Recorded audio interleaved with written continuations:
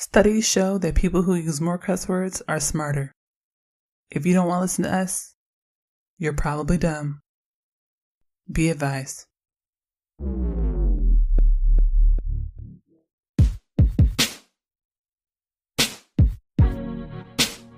Hey y'all, I'm Jenn. I'm from Oakland, and I'm a queer, black, feminist scholar. This is Daren, hailing from the mean streets of Anaheim. I'm an introvert, a novelist, and a nerd. We're early 30-somethings with 3 kids and over a decade of marriage. This is a podcast about the realities of blackness and adult life. We do adult differently. This is That Black Couple.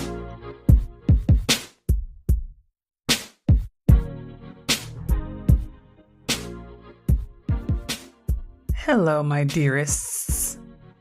That's plural for dearest. That was a lot. Dearests. That's a lot of them. That's all of the dearests. Grab your green tea. No, actually, grab your tequila first.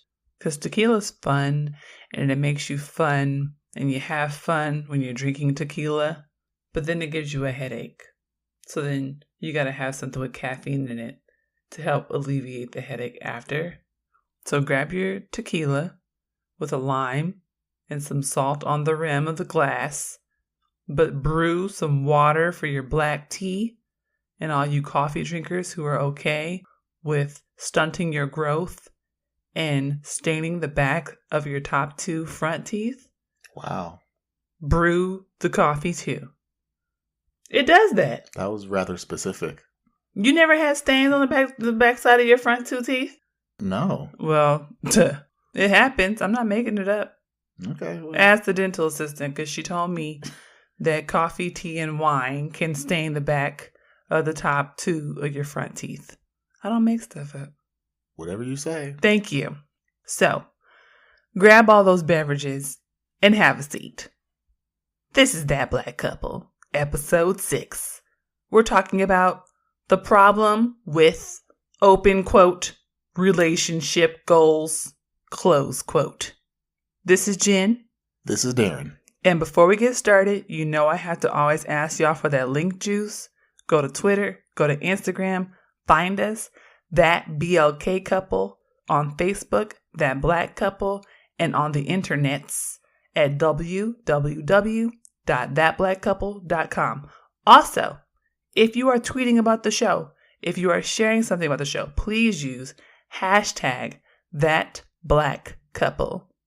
Also, you can find our episodes on Google Play, on Apple iTunes, on Stitcher, and on SoundCloud. Please, please, please, please, please make sure that you rate us high. Leave great comments saying about how great we are. We really appreciate it. We really appreciate that. On today's episode, we're talking about the concept of relationship goals and how it's inherently flawed. On First Things First, we'll talk about the first season of a show called The Black Love Doc, which aired on OWN. So if you haven't been able to subscribe to OWN, I don't know if there's other ways that you can see this Black Love Doc, but I'm sure it's out there in the world, or you can Google it and read about it. But there were lots of couples on the show, most of them celebrity couples, and it was very interesting. So we'll talk about it on First Things First. On the second segment, the conversation, we'll talk about intimate partner violence in the Black community. And it's kind of weird to have that follow up the first segment, but you'll see the hook. Trust me, you'll see the hook. Last section and reflection, we'll discuss the ways that intimate partner violence has shown up in the lives of our friends and family, and how we've even worked through some of that stuff in the ways that we've interacted with other couples, and the ways that relationship goals sometimes masks those issues, and we kind of romanticize other people's relationships without knowing how the sausage is made. We've written some articles about this stuff at watercoolercombos.com. We'll drop all the links in the show notes. Let's go. Lego. So first, we are going to talk about relationship goals and how people will put #relationship goals or whatever under pictures of celebrity couples on Instagram, or, you know, all those types of tags, and that we have to really kind of just stop that shit. Why, Daren? Why we gotta stop that shit, Daren? Well, because when we're saying that something is a relationship goal and we're putting people's actual faces on there, we don't know if that's the reality. Right. I think the whole concept of relationship goals is to sell a fantasy. Absolutely. It is. Like relationships are all good and golden and there's nothing dark and they're all easy and it's, red carpets and and gourmet food with high-res cameras. That little food you be eating and you still be hungry afterward. Right. And in reality, that's not what any relationship is. And if a relationship is that, then it's not an actual relationship. No, it's There's not. no depth. There's no... No, it's not. No, it's not. What they say, joy and pain, sunshine and rain, you got to have all of it. All of it. To really make an actual, real, strong relationship. I agree. Actually, this was one of those things that for me, just kind of irks me. Whenever I see anyone say relationship goals, and we've had this in our own personal life, we've been married for over a decade. Yeah. We have 3 kids. We're out here trying to make our way. Yeah. Scratching and surviving, like we like to say. Don't start this good time stuff, Daren. Don't do it. You're triggering me right now. Don't do it. If you don't know what we're talking about, catch that bonus episode. It'll make a lot more sense. But I mean, we out here in these streets, and a lot of people look at us and like, wow, you guys have been out here and you're doing it and you're so great and amazing. That's my goal. I want to be just like you. And I'm like, no, you don't. I think that's what we always say. The first thing we say is, no, you don't. No, you don't. Because it looks nice. It looks great. But that's not, what you see is not the entirety of a relationship. Right. And it's taken a lot of work. A lot of work. A lot of long years of work. A lot of stress. A lot of fights and arguments. Yep. A lot of cussed out family members. A lot of cussed out family members. A lot of not invites to the parties. You laughing because it's your family. You laughing because it's your people. That's why you laughing. Because my family is nice. We had to cuss them out. Listen. Okay. We haven't had to uninvite anyone. There have been people that have not been invited that showed up from your family. Oh, yes. But yes. No one has been disinvited from my family. Yeah. From your family. My family is the one that... Your family has been uninvited. Yes. Yes. Yeah. And I say all that to say... when you look at a relationship, you don't know what's beyond the veil. No idea. You don't know what actually goes into, the construction of that relationship. I almost say it's kind of like an iceberg. Yeah. Where it's like, oh, that iceberg looks so glorious and it's shining. Serene. And there's so much underneath the water that you don't see that's actually holding up this little small image, this little piece that you have access to. Right. And honestly, that's why I really loved Black Love Doc on OWN. When it was announced, I was so excited. I was like, I can't wait to watch this. Right. A whole documentary dedicated to Black love. It actually debuted at the end of August. And it was really a short season. It was only 4 episodes. Yeah. So my guess is that there wasn't really a feeling for how successful this was going to be, how big of a deal it was going to be. But it really only took 1 episode to get those returns and those ratings for them to already call for more episodes. So there are more coming. Right. Those 4 will not be where the discussion on Black love ends.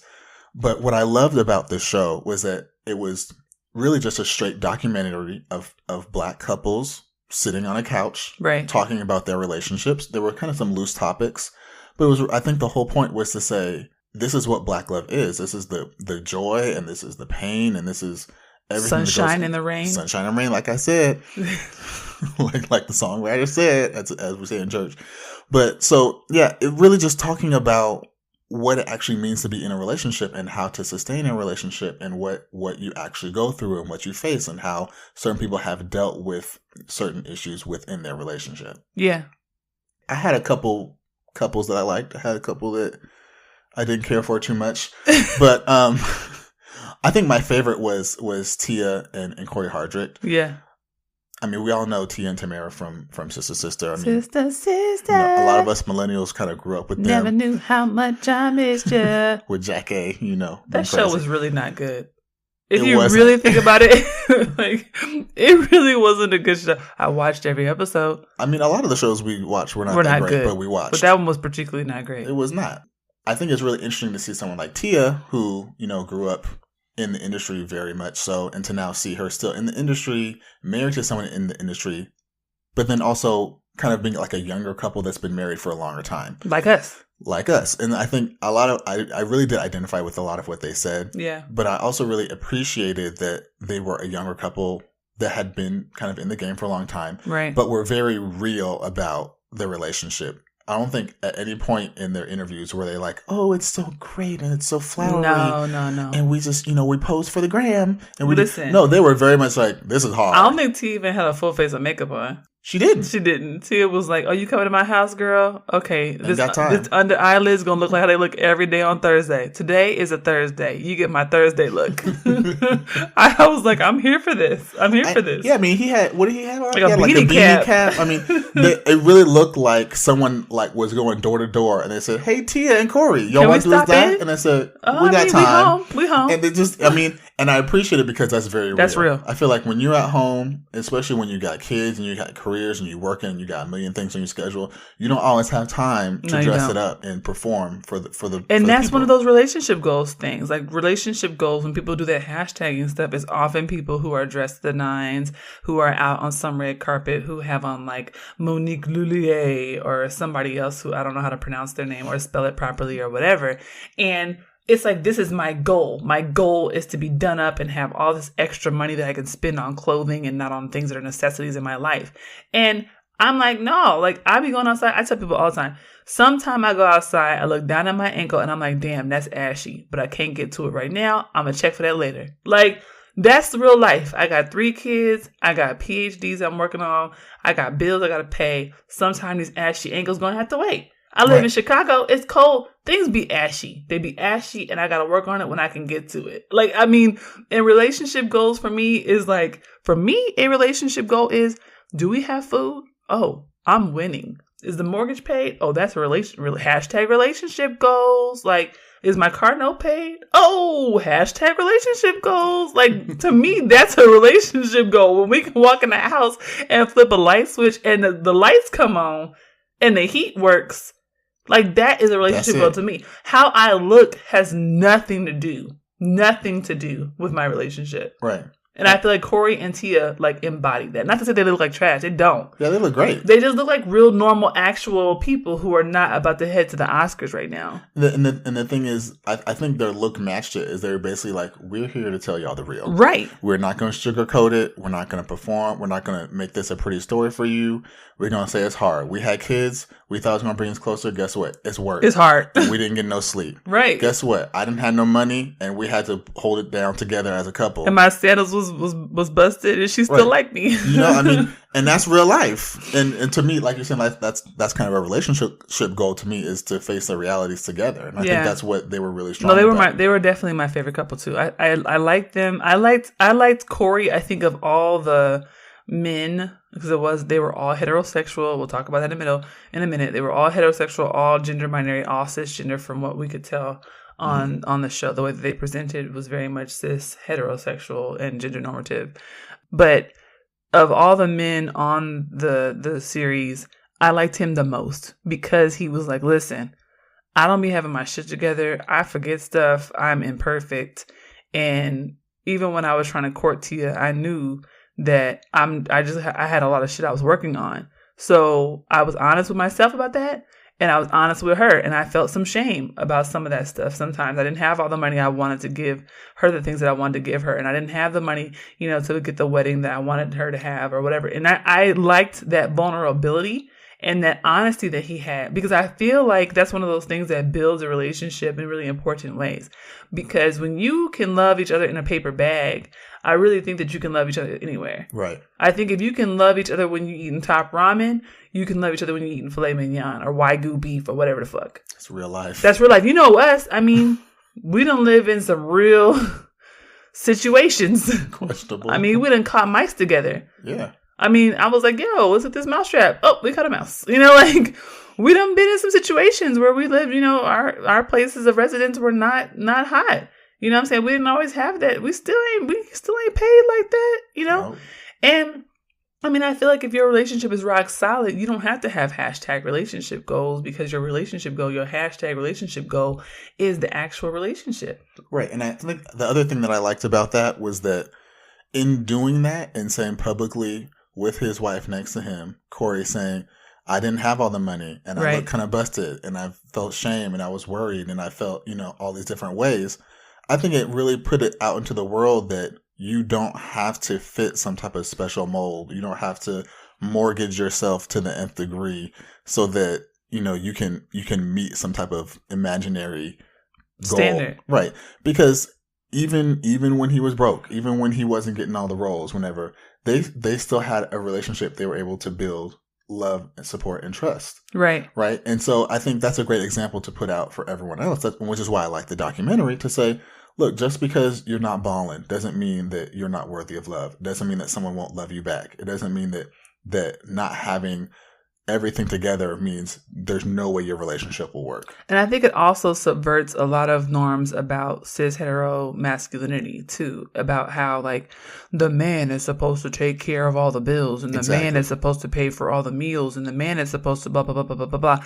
And all these kind of like ideas that end up being very harmful, especially and also very classist, because a lot of specifically these narratives around like Black masculinity that say that Black men are supposed to provide or whatever, but then like if you have, if you're disabled, or if you are unemployed, or if you are housing disenfranchised, or if you have other kind of like situations that are not really under your control per se, that are systemic or that are unanswered by the state in ways that are actually material, that you really can't actually provide those things, even no matter how hard you try. You're not going to be able to actually provide all of those things simultaneously. And I think that I like their narrative because it shows that there's some times where you just gotta love this dude. Like, you just gotta love this person. You just gotta love this woman. You just gotta love this gender nonconforming person. You have to love this person as they are, because that's the thing that's going to carry a relationship.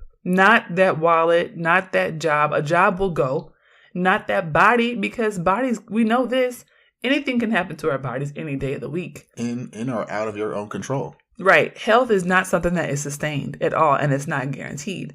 And so for me, it's like, I like their narrative because he was subverting a lot of these norms that make it seem like, Black men in particular, since he's a Black man, are supposed to be superheroes, and Black women are obviously have that narrative as well, and that didn't come up as much in the documentary, which I do think was a gap that they kind of missed.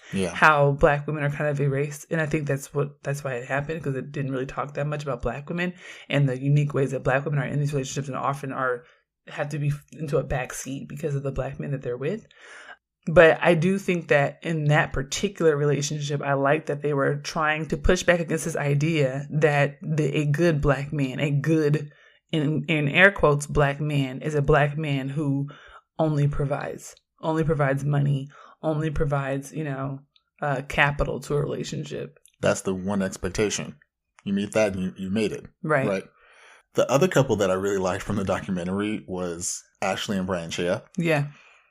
And part of that is because really when you look at the landscape of who was featured on there, it was really mostly Black man, Black woman, Black man, Black woman. And it was nice, number one, because they were an interracial couple. Or Black man and nondescript woman. No, not nondescript. Well, I guess you could say nondescript. There were a couple of nondescript women. Yeah. But right, so Ashley and Brian is Cambodian American, and Ashley was Black. Yeah. And so it was nice because in a lot of ways their story kind of was treading new ground compared to the others, because they had to really deal with race in ways that other couples didn't. And so there were a lot of adversities and things that they had to work through, which I thought was really enlightening to watch on TV. I think for us and for everyone else that was watching. Yeah.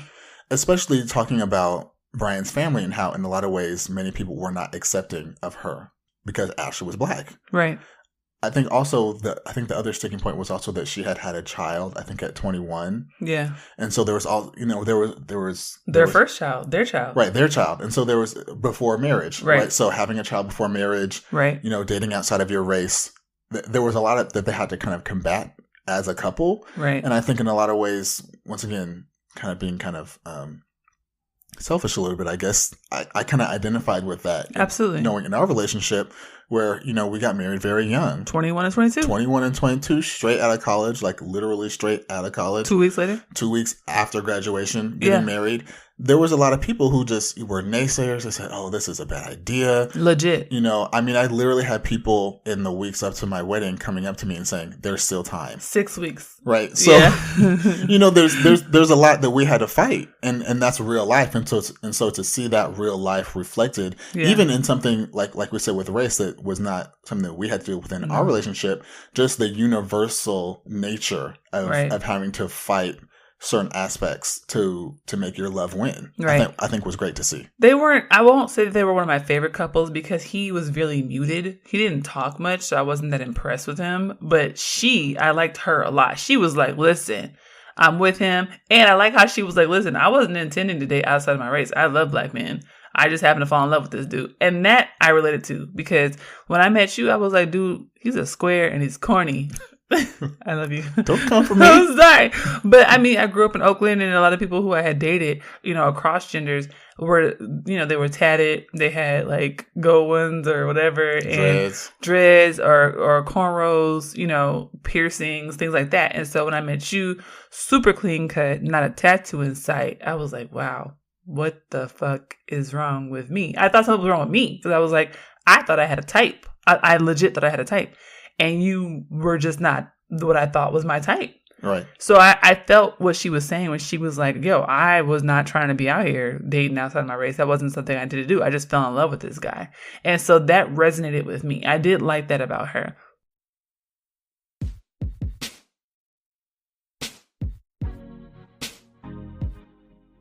Thank you for listening. We are the proud founders of watercoolerconvos.com, a platform at the intersections of blackness, culture, and adulting.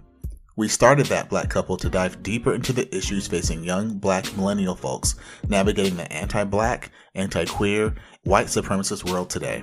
This podcast is supported by donations and patronage of our listeners and readers of our blog. You should head over there and check out some of the content when you get a chance. If you would like to become a monthly subscriber or patron and help fund our content, sign up at www.patreon.com/watercoolerconvos. Patreon is spelled Patreon.com. Please consider giving $5 or $10 per month to help us build our platform and grow our organization. We really want to hire new writers and social media people, y'all, but we can't do that without your help. You can also give a one-time donation at www.paypal.me/watercoolerconvos. All donations are welcome. You can stream the show on Google Play, Apple iTunes, Stitcher, and SoundCloud. When you listen, please consider hitting that heart button, sharing an episode, giving us a 5-star rating, and leaving some dope-ass comments. This helps us with our page views and also gives us more listeners for the show. Thank you so much. Let's get back to the show.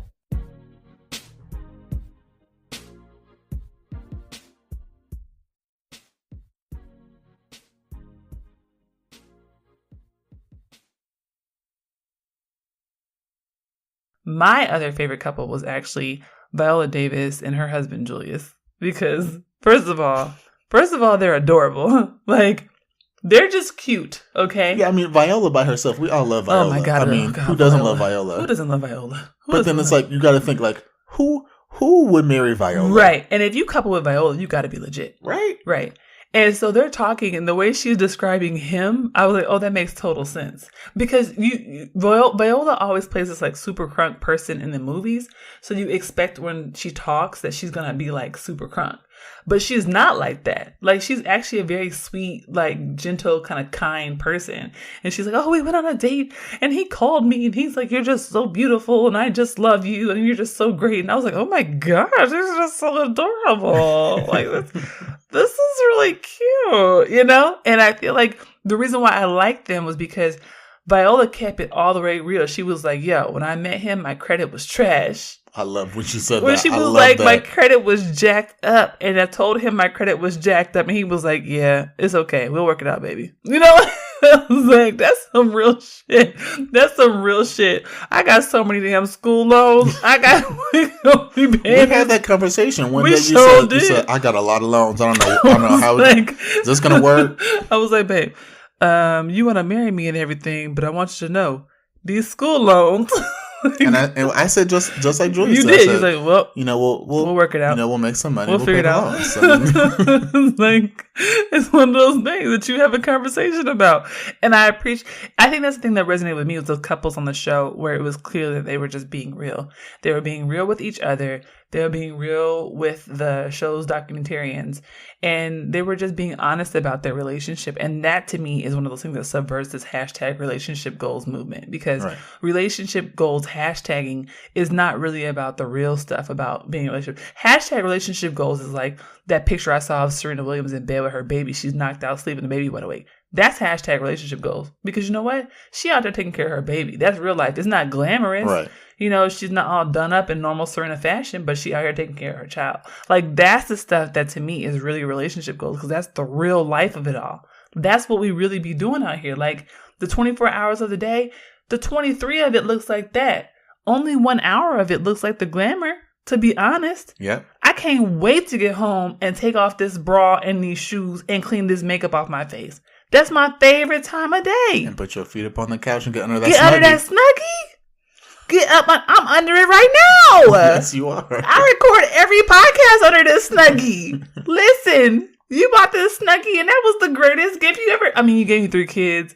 You bought this house and you love me and all that stuff. But this is the best gift you ever gave me. I mean, I think that's a really important thing to note too, honestly. And it's funny we didn't talk about this before, but that Snuggie was this Snuggie. Like, people think about relationships with like, oh, he gave me this diamond ring or this tennis bracelet and we went on this big vacation and she brought me a car. And it's like, listen, we don't have the money for none of those things. No. But we do have the money to be very thoughtful and think about the needs and desires of each other. And that Snuggie, I said, listen, I know this is a winner. You got me that Snuggie. I think I cried. I think you did. It was the Snuggie and the Dutch oven. To this day, I may never forget those gifts. I mean, I may never forget those gifts because that's just like in my heart bone. Exactly. You meet your partner's needs and what really speaks to them. That's relationship goals. That is relationship goals. But on the show, I did not like. I've never really liked Chris Spencer. I'm going to be honest. Lord. I've never liked Chris Spencer. I've never liked that guy. Wait, ever since. Wasn't it Magic Johnson's show? Was that the show he was on? I don't remember. I think Magic Johnson had a talk show, and that was like our first big introduction to Chris Spencer. I thought he had. No, didn't Chris Spencer have his own talk show for a while? Did he? I thought he did. I remember him from Don't Be a Menace to South Central while drinking your juice in the hood. And he was playing that Hotep brother who had like onks on and kente cloth, but then was dating the Snow Bunnies. Yeah. But then I was like, but he's doing this too well. There's a touch of reality in this role. Is this some character acting? Is this a biopic? And the way he was talking to his wife, Vanessa Rodriguez Spencer, on the show on the Black Love doc, it was just turning me off. And then when she was like, oh yeah, after I had our baby, he went and played golf every day. And he made those comments about, yeah, you want to be, you got to be a man's girlfriend. You get married and everything, but you still got to be their girlfriend. I was like, oh. What? He said that I nearly fell out. How do you go play golf every day for a month? Listen. A month right after your child is born. I tweeted immediately. I took that meme, that Big Brother meme, where she walks out the door and she high stepping. I was like, let my nigga go take a golf trip when I have a baby. I'd leave like this, that quick. I would dance out the door. He'd come home, the house would be empty. There'd be no baby. There'd be no me. He'd be single. You don't know. No.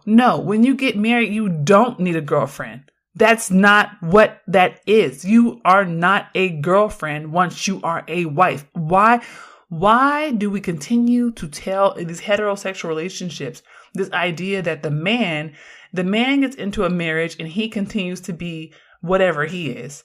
And then the girlfriend, woman, whatever, is going to be a wife who has to stay a girlfriend. So what are you?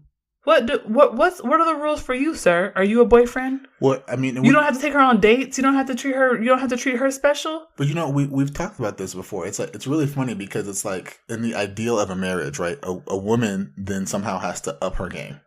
Right. She has to do better. But somehow, just because a man is married, it's like, oh, you can relax now. Right. He got all the prizes already. You're over the hump. Now all you get is gifts. Right. She married this dude. He was already trashed from the way she was describing him. Had his kid. Then he thinks that she's still supposed to like take care of the baby and then get done up and be ready for him when he gets home from golfing.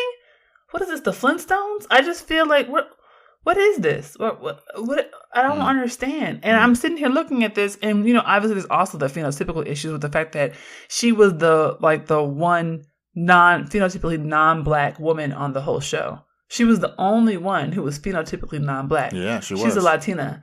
And obviously there are Afro-Latinas, but I don't think that she's an Afro-Latina. I Googled it, I looked it up, and most of what I'm reading is describing her as Latina, but not Afro-Latina. So I'm going to go with it. If someone, wants to correct me, that's fine.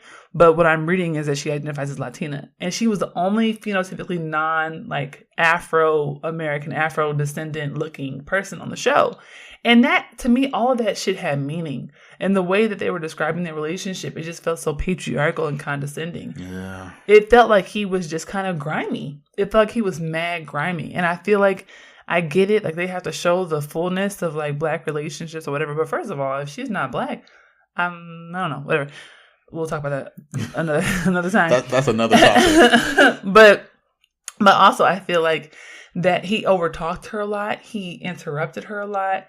A lot of what he was saying was like basically how he would say things like, oh, well, who doesn't want to kiss me on the first date? I'm me. And I was just like, oh my God, do you see yourself? Because you really ain't fine or anything. Mm-hmm. And I mean, let's be honest. On the scale of like Chris Spencer to like Martin Lawrence, you're still Chris Spencer. So like, and Martin Lawrence is not even like a super mega star. Yeah, I mean, I get it when you're in Hollywood. A lot of it is like really trying to boost yourself up and making yourself kind of feel like you're Chris Spencer. Everything. Most people don't know who you are. We have IMDb. I don't know. I mean, his IMDb is probably hella long because he probably played like corner store junkie dude. He probably played like comedian at the comedian place. Well, I mean, and that's the thing. It's not even to say that he's not successful or that he hasn't done anything or he hasn't had a long career, because he has. He probably played Friend in the Car #2. Yeah, I mean, he's in a lot of stuff behind the scenes. He probably was in Booty Call. He's probably been in all the movies. Well, I mean, and they're an LA couple, and I remember in the documentary she was saying that she didn't work anymore. Yeah, and so I'm sure he has lots of more money than I have. Clearly, he got coins. He's supporting a family in LA, which is not cheap by any. No, substantively sure, but listen, to be like that, to have that kind of attitude, I was like, But I was also thinking about the way Warren Campbell was talking to Erica. I know that one I think is the couple that shocked me the most. I don't think it shocked me because after watching their show, I kind of feel like I got a vibe that he was kind of like that. Well, that's not what really shocked me. What shocked me was them talking about the fact that there was like all type of infidelities and I think that they had mentioned that on the show before, though, because I think that when her sister when Tina was going through her situation, I think Tina made a dig at Erica, like, don't act like you ain't been through some stuff too. Mm. And then Erica was like, oh, well, you know how my life is set up. It's interesting that I think up until now, that's kind of been like a very low key, like not something that they talk about very much, especially when you put, Erica in comparison to her sister and how she's really now made that, in a lot of ways, a platform to say, right, yes, we have faced infidelity and we've moved past it and we are stronger because of it. It was kind of interesting to really hear them talk really at length about the fact that there was infidelity and that, right, early on in their marriage, they were basically just living apart. Separately life, yeah. And I mean, it was that really caught me off guard because in a lot of ways, they are one of those relationship couples, especially within the Black church, to say, look at this. That's the thing that gets you too, is that they're in the Black church. That's the other layer there. And that's where I'm like, we got to stop this relationship goals stuff, because these are folks who are associated with the tradition of Christianity as well. And they was going through that. And we know that the Black church, that's where a lot of ill shit goes down. Yep. And a lot of it is covered up because of the fact that respectability politics and proximity to performance of whiteness and performance of goodness or whatever is a way that we cope with white supremacy. It's a way that we cope with moving throughout the world in bodies that are said to be less than. And the Black church kind of in some ways ushers that along, right? A lot of ways that young people are first introduced to the politics of respectability is through the church and through the Bible. And I'm saying this as somebody who's grown up in the Black church, who can tell you right now how many books are in the Bible, who can recite, whole verses and whole sections and whole stanzas and tell you who did what and which apostle said what and came from where and turned their name from one place to one thing and what the burning bush was about. I mean, I know all that stuff. And some of that stuff is really near and dear to my heart. And I will always have it with me. And I don't have any antagonism toward faith, but I do have antagonism toward the patriarchal ways that the Black church and the practice of religion often teaches young people how to mimic and perform these systems of oppression against one another and how to internalize that shit. Exactly. And I feel like when I saw Warren and Erica and how he's sitting there talking about, how he puts up with her ignorance, I was like, oh my gosh. How are we all sitting here with a straight face? And looking at her face, I'm like, oh, I feel so bad for her. I felt so bad for her. She's sitting there with this man who cheated on her, who left her and had infidelities, who stepped out of their marriage and had indiscretions, and got the nerve to talk about her ignorance. Well, and I think that's the thing that's really important to note, though, because like you were saying, is how we internalize it. Because the other piece of that conversation that stuck out to me was she said that she had to take some of the blame for that because she was out on the road working, doing Mary. And I remember thinking, wait, so now you have to take some of the blame for your career, for being successful, for working hard and supporting your family? Because he wanted his wife. Because let's not act like he don't have a job where he's also successful, working very hard, working long hours. So he doesn't have to take any of the blame for being away from you, but you have to take the blame for being away from him. Right. And it's because, to be honest, a lot of cis heterosexual Black men expect their wives to help raise them.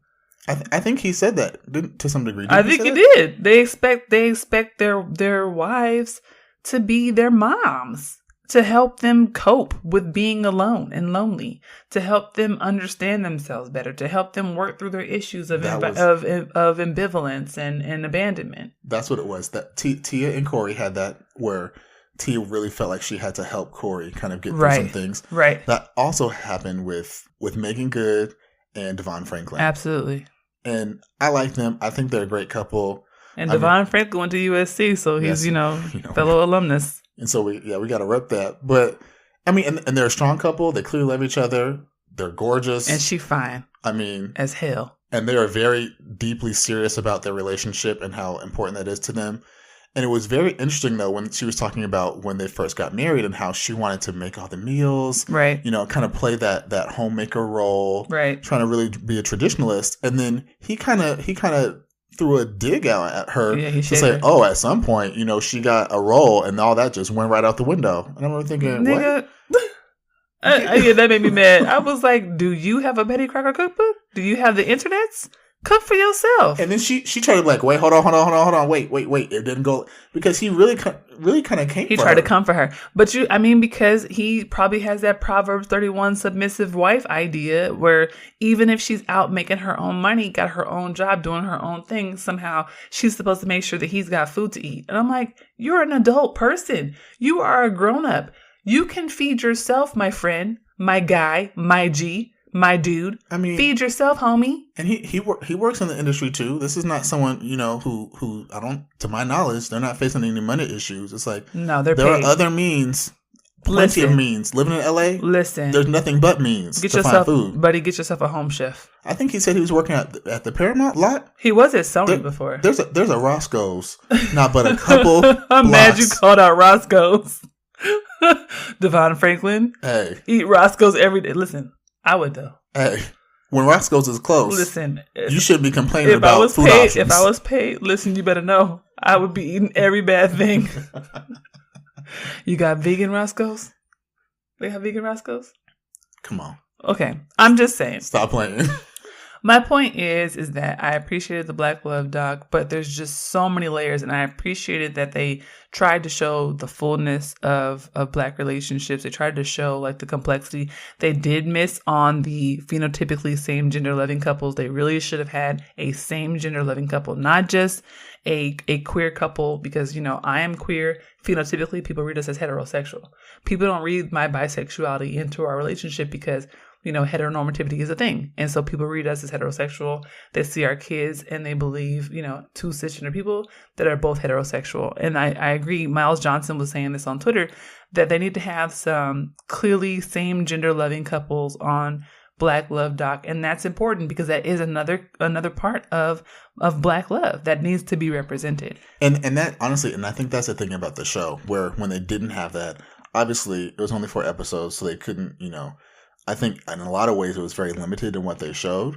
But the whole point, and I think this was even the tagline for the show, was to say, this is what Black love looks like. That's the thing. And so when you make that type of a statement, you got to show all of it. Yeah, you're excluding a lot of ways that Black love actually looks. You got to show all of it. And I tweeted that out from our That Be Okay Couple Twitter account. And one of the show's creators, Tommy Oliver, which is interesting because it's the same name as the Green Ranger. Is that no? The old school Green Ranger. That's for the old school. He liked it. So I'm like, I hope that he actually takes that information and uses it for the next season. I also thought one thing that was, to me, a little weird that they were not showing was that they didn't talk a lot about like social issues facing Black people today.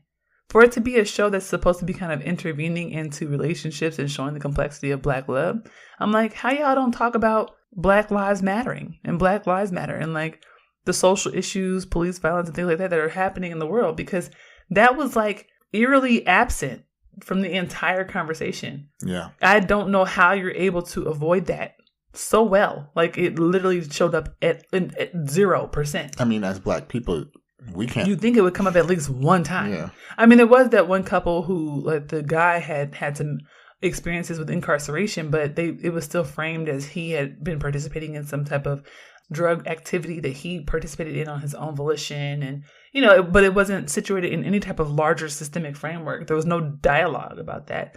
And I thought that was a miss. But I did see, you showed me that picture. Yeah, when I saw it, I had to share it with you immediately. Yeah. So like I said, once the show aired, once it started to air, it had great, big, huge ratings. And so immediately Owen was like, we need some more of this. It's performing well for us.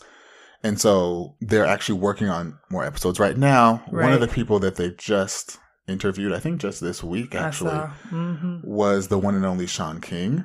Yeah. And this is a complicated issue. It's complicated. It's a controversial issue. So we'll have to see how it goes.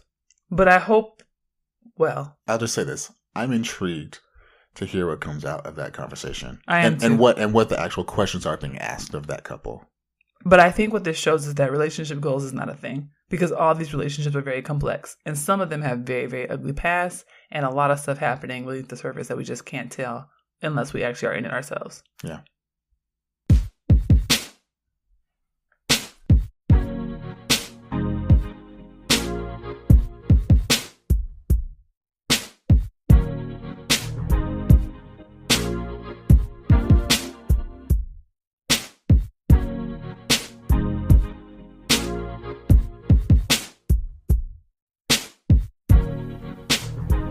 All right, so it's time for the conversation. Are you ready? Oh, I stay ready. Oh, gosh. So I think the reason why we brought up the Black Love doc in reference to our topic, which is the problem with relationship goals, is that the Black Love doc was important because it showed how you can give like a fuller depiction of Blackness and coupling, even if there were some clear gaps that we talked about, like not having visibly same-gender loving couples, like not dealing with the issues facing a lot of Black folks today, like, you know, police violence, mass incarceration, issues like, you know, the Fight for 15, trans rights issues, things like that. But I think that it touched on a lot of things that people don't like to talk about. It touched on masculinity. It talked about interracial coupling. It talked about families. It talked about indiscretions. It talked about a number of issues that are kind of taboo. And I appreciated that, right? So in reference to # relationship goals, the documentary was really about showing, like I always say, how the sausage is made. But there's something that I think that we never talk about in relationship conversations, specifically Black relationship conversations, and that's the conversation around intimate partner violence. And I really wanted to bring that up in this relationship goals conversation because I think it's vitally important. Yeah. So just to be clear, I want to make this clear at the outset. Black people do not own the field when it comes to intimate partner violence. Black people are not the only people who experience intimate partner violence. We don't commit intimate partner violence in some different way and some different rate than other racial groups. I want to say at the outset that this is not to imply that Black men are some type of unique committers and perpetrators of intimate partner violence that have to be called out as separate from a system of misogyny or separate from a system of patriarchy. But what I do want to say is that we should have more conversations about intimate partner violence in the Black community and in Black heterosexual coupling because it's very critically important and it's not something that we really talk about that much. So I'm bringing up some stats, hardcore stats. This is not opinion. So the CDC does, tons of research, obviously. The CDC is Center for Disease Control. I was going to say it, but you caught me. Okay. So they have a report on intimate partner violence, and it's talking about, they really are focusing on heterosexual couples, and they're finding that intimate partner violence is one of the leading causes of death, of homicide deaths for women. But within that, they're saying that, just to quote the report, the report also found that Black and Indigenous women are slain in general at significantly higher rates than women of other races. Black women are killed at a rate of 4.4 per 100,000 people, and Indigenous women at a rate of 4.3 per 100,000 people. Every other race has a homicide rate of between 1 and 2, right? So basically, Black and Indigenous women have double or more the rates of other women, racial groups of women, when it comes to intimate partner violence, deaths by intimate partner violence. Yeah. And I read this statistic, and I wanted to bring it up because it made me think of the story of Joyce Quayway. Yeah. A lot of people don't know her name. So I'm going to drop a link to the article I wrote on her in the show notes. But Joyce Quayway was brutally beaten in front of her children by the father of her children and his friend. And she was tied to a chair. They beat her to death. They also beat her post-mortem. And the reason why they beat her to death was because she would not submit. That's what they said. She would not submit.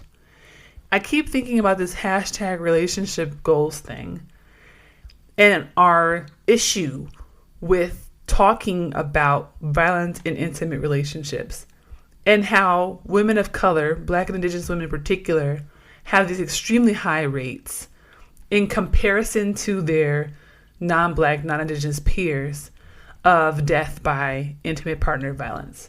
And I really want to think about that. I want to think about how we keep talking about the performance of relationship goals and what that looks like the veneer of relationship goals, but how it doesn't line up with how we really think about the health and happiness of heterosexual cisgender Black women in relationships with heterosexual cisgender Black men. Yeah. And in the article, the CDC report, they were saying that they made it clear that they also did look at non-heterosexual relationships, but that 98% of the deaths that they found were committed by men. So they actually were looking at heterosexual and non-heterosexual groups, but the deaths that were committed in, heterosexual relationships. So I'm we're talking about hashtag relationship goals and the performance of relationships, but there's all these various kind of issues that arise beneath the surface of people's relationships that we don't want to talk about and don't want to address because all we're worried about is how cute somebody looks, or if everyone always tells me, oh, marriage looks good on you. I'm what does that even mean? I don't know what that means. You look so good, Mary. I've been married for 12 years. So because I'm married right now and I look good today, It's because I'm married. And you look bad before, right? Or? It's not the gym. It's not these collard greens I be eating, because these greens are popping. It's not the vitamins. Sleep. I think sleep looks good on me. But the way that we like romanticize marriage and the ways that we romanticize relationships, to me, is often very violent against the women in particular who are in them. That's the thing I always say is like, whenever we talk about relationship goals, it's you're selling a fantasy, but within that fantasy, people are kind of romanticizing and coming up with ideas for what happens outside of that image, outside of that Instagram photo, outside of that, that video they saw on Facebook. What happens in the everyday life, what happened in the 10 minutes after, what happens in the 10 minutes before. And people I think they dream up some beautiful story for how like every waking moment is just smiles and glory. But as you just noted from your stats, I mean, there's a lot of terrible things that are happening inside these very intimate relationships. Right. And as you said, for some reason, we don't want to talk about that. For some reason, that's not something that is trending on Twitter. Right. I always think about Chris Brown and Rihanna and how they were hashtag relationship goals until it came out that he was like emotionally and physically abusing her for a number of months before we had actual like footage and pictures of those violent events, and how just that quickly relationship goals was like, oh no, right? It's like how fragile hashtag relationship goals is, because it's really it's such a facade that it only takes one kind of like one little tink in, is it tincture? Are you talking about chink in armor? Chink. It's there one chink, but I hate that word, so I don't want to use it. But it only takes one little like shred of evidence against it in order for it to be eradicated. Right. And for me, it's like, then what's the point, right? Then is it really a goal if it's really predicated on such flimsy evidence, right? If it's predicated on such flimsy understandings of what a relationship is. If you think that a relationship is pretty dresses and lipstick and drinking like fine wine and going out, like, then what do you think people are doing when they're inside the house? Like, what do you think that they're doing in their private lives? Right. We have evidence. We have stats to tell us what happens in some of these households. Right. In a lot of these households. And you just gave like, little tiny bit of what happens. There are plenty of other stats to talk about all types of other things that go down within relationships, about abuse and neglect and all types of things. And the other thing in here that scared me too was that people often use, like, they also say like, oh, you have kids and people change and blah, blah, blah, blah. But this article was saying that in 15% of the cases, it was people who had just had a child or who were pregnant. So in 15% of the cases when there was homicide by intimate partner violence, it was either they had just had a baby or they were actually pregnant at the time that they passed on. So I'm like, 15%, y'all?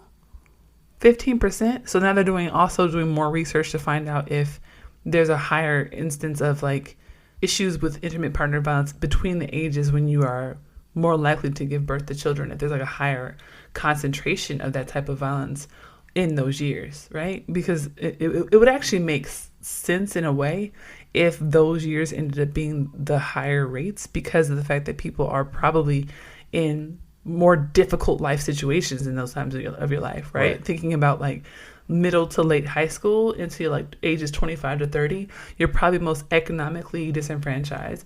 You probably have the most insecurity in terms of your finances and your educational background. Like those would be the times where you're going to have more likely on average a harder time getting a hold and control of your overall life. So I would think that would be correlated with higher instances of violence or exposure to issues like that. It also makes me think about someone like Karen Smith. I remember this story was a big deal because she was like a really normal woman. She was like a school teacher, and she married a pastor who had military experience. She was murdered in April. She had married him in January, and I think he turned up at her school and killed her, and then died by suicide, killed himself. And it was a big deal because everyone was like, oh, well, they seem perfectly normal. And everyone actually said that they were kind of relationship goals because they seem so happy. I think he had posted on Facebook before murdering her. Yeah, just like a couple of days. Just a couple days or something before, about how much he loved his wife and all these things. And then he ends up going and killing her in front of children at a school, And that's stuff like that. I'm like, we really, that's why I struggle with hashtag relationship goals. And I know people are going to say, oh, that's a leap. It's not a leap. It's not a leap, because hashtag relationship goals romanticizes relationships that we are not in. Not only that, it puts pressure on people who are in relationships to perform for others. Just think, if you're in a relationship with someone who is abusing you physically, emotionally, whatever it might be, and people are hashtag relationship goaling you, right? The pressure you have to stay with someone who is harmful towards you. That's where my issue lies. It's like, what are we doing when we hashtag relationship goals other people who maybe they're not even their own relationship goals? Or people that kind of aspire to be that, and how they're like, look, this is relationship goals, I'm doing it. The thing that always gets me with relationship goals is commonly when people use that type of hashtag or tag, it's about celebrities. So I think where it really kind of falls apart with celebrities is, we're holding up this beautiful image, and then anything that kind of comes out against it, it all falls apart. The whole thing unravels. Right. Like, you think about Will and Jada for a long time. It was like, Will and Jada, my gosh, that's relationship goals. They've been married for so long. They got all these kids. They got the career. They got everything. They fine. Right. They fine. And the thing with Will and Jada that gets me is, they were such relationship goals, and then there was that one rumor, I think, that started where it was like, oh, they're swingers. They're swingers. It's like, oh no, wait, are they still relationship goals if they're swinging? And then it was like, they're breaking up, they're getting a divorce. Oh no, right. End of relationship goals. And as we all know, they're still married. They seem happy. We don't know if they're swingers. We don't know. And it ain't none of our damn business. And that's the thing, is we're discussing their relationship and calling them relationship goals, but none of us are in their relationship. Right. We don't know what their actual relationship is founded upon.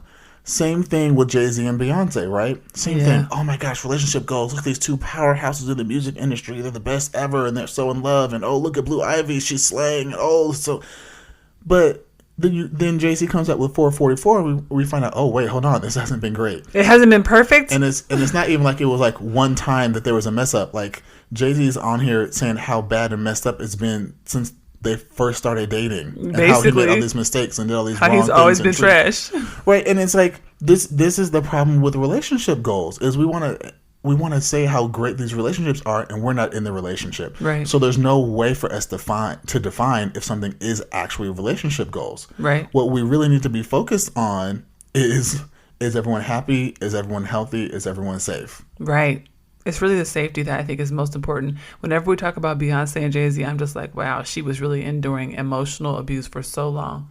And emotional abuse, I'm telling you, it does some stuff to you. It really does. And imagine, really doing that in a silo and having to go out every day and smile and put the face on. Child, with the wall, if the walls could talk. Yeah. And the Knowles Carter home. But I mean, that's the thing about hashtag relationship goals. It's just so unrealistic, and it's so harmful, and it works both ways. It's harmful both to the people who use it, because it gives an unrealistic impression of what relationships are like, right? It makes people aspire to something that isn't even real, to the performance of something that's a puff of smoke. And then the other direction, it puts undue burdens on people who are in relationships. Beyonce and Jay-Z somehow are your relationship goals, and Beyonce out here enduring emotional abuse. Rihanna and Chris Brown were your relationship goals, and she was out here enduring emotional and physical abuse. A lot of folks that we talk about relationship goals, hashtag relationship goals, we find out they're enduring all types of physical, emotional abuse, and financial abuse, people getting exploited and stuff, and then it puts pressure on people to get into relationships with people who are not even healthy, who are not even taking care of themselves, and who get into relationships for the wrong reasons. Yep. We have to stop this. We really have to stop. And I think the answer is, like you said, are they safe? Are they healthy? Are they happy? That's why I always say, people are like, oh, well, how do I know? Give me some relationship advice. And I'm like, listen, I don't do that. I don't do that. But, as long as you're safe and you're healthy and everybody's happy and everybody has permission and consent, you do you, bruh. You do you. Because what I do in my relationship is not going to work for you. And whatever worked for me, that's what worked for me. That's what this relationship that I have is the relationship that works for me. And whatever works for you, works for you. And I'm not trying to fit your relationship, and you shouldn't try to fit mine. Exactly. Like what you hear? You can find my mom and dad, aka That Black Couple, on the web at thatblackcouple.com. You can find them on Facebook at That Black Couple, and you can find them on Instagram and Twitter at That BLK Couple. If you have questions or comments about the show, email them at thatblkcouple@gmail.com. Thank you for listening.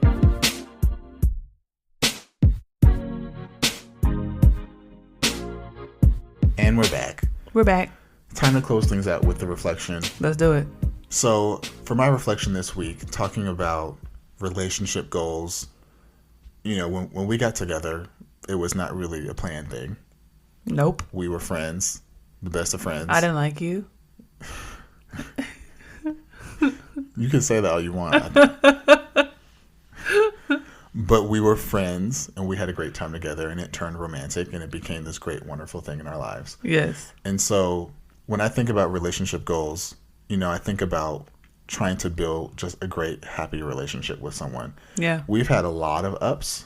We've had a lot of downs. That lot was long. It's been a lot. We've had more ups and downs. We've had more ups and downs. But people like to look at us and say, oh, y'all out here killing the game. Everything you touch turns to gold. Right. We will not call out the person who you know who you are. You heard it. You know who you are. But you know who you are. And we have a lot of friends that are like, oh my gosh, I just want someone like you. I mean, I know someone that says, people have said this a lot to you. We're like, I just want my own Daren. Where do I find a Daren? Listen. You want you a Daren? You come try him on and see how you still like him. You just come try him on. This nigga is just weird. But I think the whole point of what I'm saying, not to, dog me out I love at all, you. but nobody's perfect. I'm not perfect. You're not perfect. Not at all. We all have our shortcomings. And in our relationship is not perfect. This is something that we are continually fighting for. Yep. We are fighting against a lot of forces. And we cultivate it every day. Every single day. And I think you just said this. I don't wish our relationship on anybody. No. Because this relationship works really well for us. But I don't think anyone else could really survive this. I can't even get you to keep your mouth next to the microphone. You know what? I'm trying my hardest here. But that's it. Like, so we have a dialogue and a communication, and we work through our differences, and we make our thing work. Yes. But our thing would not work for anybody else. Else's. It's a perfect fit for us. Right. And the problem with relationship goals is it's almost like a lot of these relationship counselors always talk about, don't put together this whole binder full of wants and needs for your future partner and all these rules that they have to meet. It's like, I feel like people are doing the same thing with relationship goals. We're like saying, yeah, we're going to be out here like looking like Jay-Z and Beyonce, killing it. He's going to have a business. I'm going to be don't impose all of these rules and standards on what a relationship is or should be. Right. Just work on having a relationship that works for you, because the relationship that you have that works out for you won't work for anybody else. And start off by having a good relationship with yourself.